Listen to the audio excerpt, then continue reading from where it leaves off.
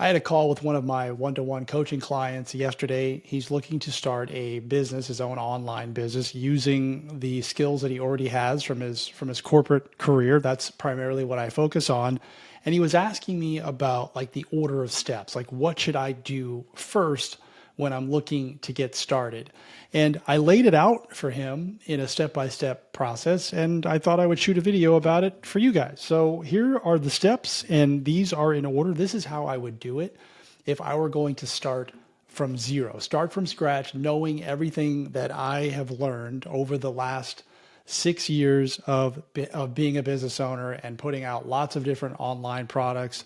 I run 2 different school communities. I put out a lot of online products that you can purchase, and I also am a coach. So there's a lot that I've been doing in the online world since 2019. And by the end of this video, you will have a clear path of what you need to do as well and what you should be focusing on, because I think a lot of people will start to look at step 10 or step 15 before they get beyond step 1. And that is very common and also something that is fixable, but can also keep you stuck and never get to step 1 in the first place. So you got to just kind of lay this out. And I usually just like to write it out. Like instead of thinking about all the things that I could be doing or that I have to do that haven't even come yet because you haven't gone past step number 1, is just to write them out. So if it's helpful for you and you're able to maybe write these out while you're watching the video. So the first step is you have to have an idea. I mean, that kind of goes without saying. A lot of people get stuck here. They don't know what they could potentially offer. And I'm going to give you some tips here on what you could potentially offer based on what I teach and what my philosophy is.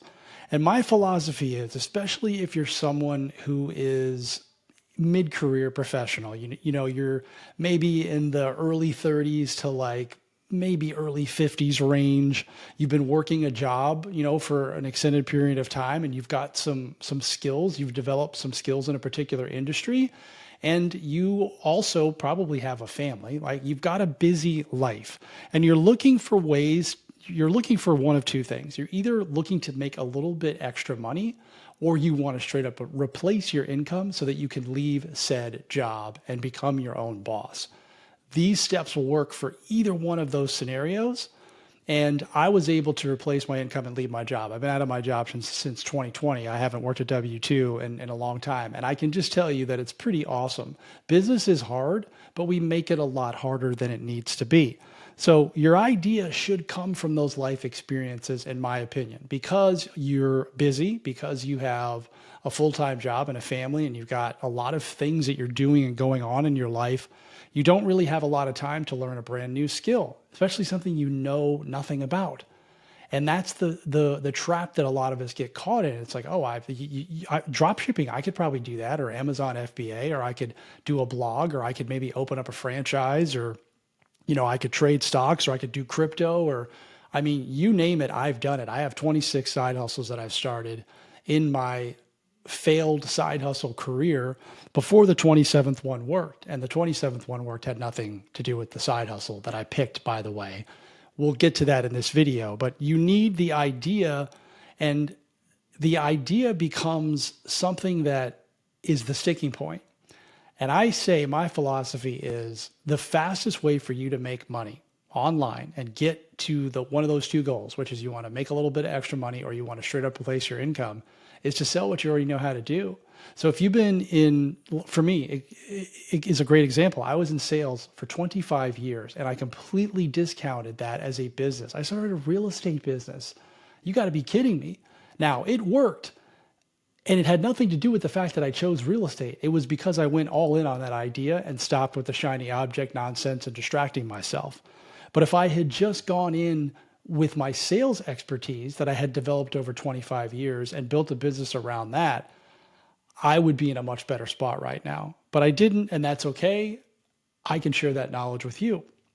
So if you have career experience, and it doesn't have to be 25 years, that's what I would start with. I would look at that and figure out problems that you can solve. That's your lane, that's your direction. So it's either your experience from a corporate job, a 9-to-5 job, doesn't have to be corporate, 9 to 5, a life transformation that you went through. So if you lost weight, if you got out of debt, if you were, if you went through a rough time, maybe you went through a divorce and you got through it, right? And you could help other people with it because you've lived it, you experienced it. That's a potential idea.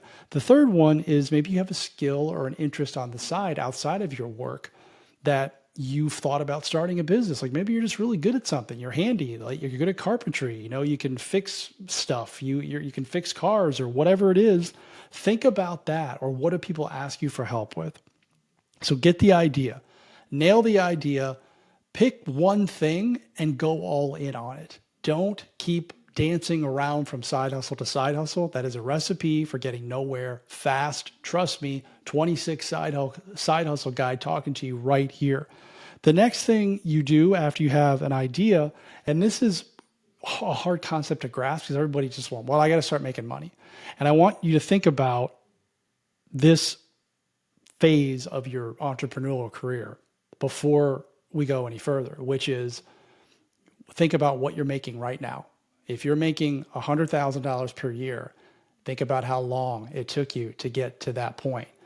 What was your first salary that you ever had from any job, part-time job? What was your first job out of college? How much are you making? How much are you earning now? And look at how long it took you to get to that point. You are not in 1 out of 10,000 going to replace your current income in the time frame that you think you're going to replace it. It's just not happening because it took you that long to get to where you are right now. It took me 20 plus years to get to multiple six figures in my corporate career, schooling, going to the job. And it would be foolish of me to think that I could replace that in 90 days, working 1/3 of the time because I'm doing it on the side. You just need to think in a longer time horizon. Okay, so here's the second thing. After you have your idea, you need an audience. You need to build an audience. Multiple ways you can do that, but you have an idea. You need to understand who your audience is going to be and be in the direction of who I'm going to help. You don't have to have it super dialed in, but you have to start saying, okay, if you're going the sales route like I would go, because of my background, I would say, all right, I'm going to help younger sales professionals get better at their call scripts, their phone scripts. Like that's just one direction I could go in. And I'm going to define that person. Like I kind of defined who I helped at the beginning, right? Who mid-career professionals looking to either replace their income fully or just supplement some income, families, right? Like you have an idea of who you could help. And a lot of the times it's a younger version of you. So you build the audience, and you build the audience by creating content. You either are creating organic content on any of the platforms, the social media platforms, YouTube. You could start a YouTube channel. You could start an Instagram page. You could do TikToks. You could write a blog. There's a lot of different things that you can do. You can do written posts on LinkedIn, but you have to get attention. You have to have an audience. Otherwise, you will never sell anything. You have to get known. That's your biggest problem as an entrepreneur. You have something to offer. Nobody knows who you are, and you fix that by getting attention. If you're absolutely dead set on not creating content because you have hangups about showing your face and all this stuff and you don't want to be known, usually that's a fear thing. I'm going to tell you it's not as bad as you think it is, but this is what's required. You have to find a way to get leads. So you have to solve that problem. Otherwise, you will constantly keep spinning your wheels. It's always going to come back to getting known. And you could run ads, just run paid ads. If you don't have the time or you don't think that you would be good at content or you simply don't want to do it, run paid ads. There are zero excuses for you to not get attention. You need to build an audience. The third thing after the audience, okay, is you need to have an offer and you need to know how you're going to deliver the help, right? So notice I said, in step 2, you don't have something that you've built yet. You just need to start creating an audience and creating content for them and figuring out what the problems are that they have so that they can tell you what they want. We're going to get to that in a minute. But you need to come up with an offer. 70% done. It doesn't have to be 100% dialed in because you're always going to be changing it and making iterations to it as you get feedback from people who you've worked with or spoken to in your audience that you're building. So you need to understand how you're going to deliver the offer, the service or the product that you are delivering.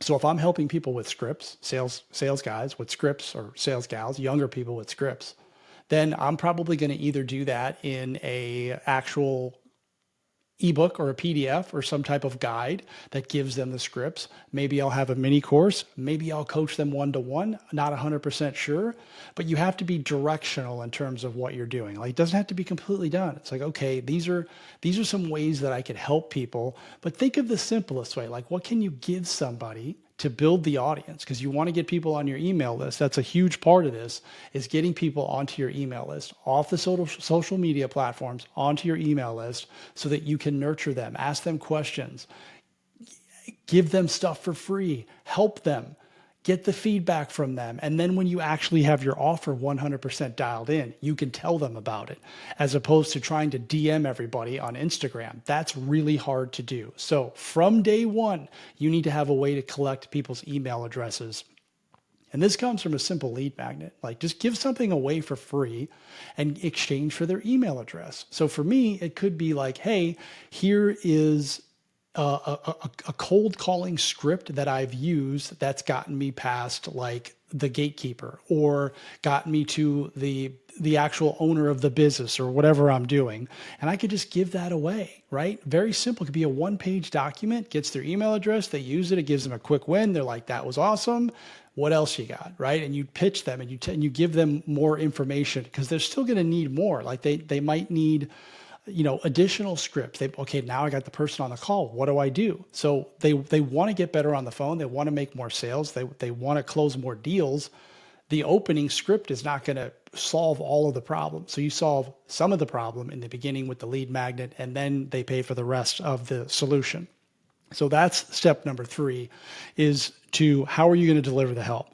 Number 4, I gave him was looking at a domain, right? Like, I want to start thinking, instead of before I open up an LLC or before I open up a bank account, like, I just want to get a domain, because it starts to become more real. So if you have an idea, and domains are cheap, you can get them for $10. I have multiple domains. What I would look to do is get a domain in your personal name if it's available. Even if you don't ever start a business, just get the thing. So if you ever decide to, like, you have your name locked in. Mine, unfortunately, is not there, but I have close to my name. So get your name, but if you have an idea for a business and a name, just grab the name. It's the easiest thing to do, and you don't even need to do anything with it. Just get the domain. That's going to make it feel more real. Then I would move to step 5, which is, okay, let's make this even more real, which is to open up an LLC and get a bank account in the name of the business. I'm not going to walk you through the steps of how to get an LLC. You can get an attorney to do it. You can do it yourself, going to the Secretary of State sites. Just Google it. There's a lot of different methods for you to use, but you need to educate yourself on that. And I don't give out legal advice. I have to make that disclaimer. So that would be step number 5. 6 is, now you're going back to 2 and 3. You're building the audience, right? So you're creating content for the audience. You're creating solutions for the audience, and you're just building the audience up and finding out who they are, because you might think you know who your audience is or who you want your audience to be, but after you continue to show up and you're posting content, or maybe a great way to build an audience too is to go on where your audience lives. Like, you can go to Threads, you can go to Reddit forums, you can go on other people's pages on Instagram or on TikTok and see comments and see what people are asking about in your particular niche, right? So I would look at sales, people who are struggling with scripts, and I would just go in and just be like, hey, how about trying this, right? And I would also take inventory of it. Like, hey, these questions are repetitive over and over again. These are solutions. I can create solutions to these problems. If you see the same question pop up like more than 3-4 times, you've got something. That's something that you can go ahead and create a product for, or at least create a free lead magnet for. And you do this over and over again. Again, notice we haven't asked anybody for money yet. What we want to do is build up the audience and build up the goodwill and build up a good name for yourself, trust, as opposed to just slapping something that looks good in a Canva document and building a funnel and charging $50 for it when nobody knows who you are and nobody trusts you. That's very hard to do. If you play the long game and the slower route, which is, hey, I'm going to do a little bit of work here and not get paid for it, tough mindset to adopt, right? Because you have the W-2 mindset, which is I work, I get paid. I work, I get paid. When you're in business, you're going to work and you're not going to get paid. And if you're not cut out for that, then this isn't for you, because you are going to have to work without collecting money. Remember, where you are right now does not entitle you to starting something brand new, which is an online business, to automatically waking up overnight and making six figures a year. It's just not going to work. And you know that. You just want it to be faster. So let go of the desperation to earn money straight away and just let it come to you, and focus on the audience and what they need and what their solutions are, what their problems are, what they're telling you. I used to do a ton of free calls. I still do free calls. I don't do as much as I used to, but I've done a lot of them. And I've had thousands of conversations in Instagram DMs, and people say the same stuff over and over again. That's how I know what people want. There's no better way for you to do market validation than to actually talk to your customers. Google is not going to beat that. AI is not going to beat that. It's actually hearing it straight from the customer's mouth. And if you hear it multiple times, then you know, like, this is a problem. This is what people are challenged with. That's exactly why I have a school community called Mindset School that covers all the roadblocks that people have, because I hear it all the time. Like, I'm afraid of failing. I have imposter syndrome. I have analysis paralysis. I'm distracted. I overthink everything. I have an entire community just to cover that, so that you can get out of your own way and move towards starting your first online business. Because again, until you get out of your own way and solve some of those challenges, you'll never start a business, or it'll always be there. So we go back to the audience and we just continue to work on the audience, right? Develop them, build something, and then work on the offer, right? Because they're going to tell you, like, hey, I'm struggling with this. I would like to see this potential product. And you have conversations with them, and all of a sudden your offer in step number 3 that was 70% built out is now almost 100% built out. And that's when you can go in and start making offers to your email list. Like, in 3 months, if you really hustled at this, you could have a couple 300 people on your email list, or even more if you really hustled and, like, you combined ads and organic content, and you were just, making sure that you were commenting on all these forums and all these platforms. Again, just going in and looking at the comments and being like, I don't want anybody's money. I just want to help people. You watch what happens when you do that. Every time I've done that strategy, and I still do it to this day, like, it eventually comes back around to you, right? Where people will eventually say, hey, how do I work with you? Or do you have anything that's paid? And sometimes they'll just go to your profile and buy it because it's in there, or they'll download your lead magnet. And if you have your automation set up, then you could make a small offer after they download your lead magnet. So continue going to 2 and 3, which is building the audience, making the offer better, talking to your audience. Then here's where it gets really, really good. Step number 8, which is you ask your audience, hey, what do you want? What is it that you need? And they tell you. And then you make it for them. And then you charge them money for it. Like, it truly is that simple.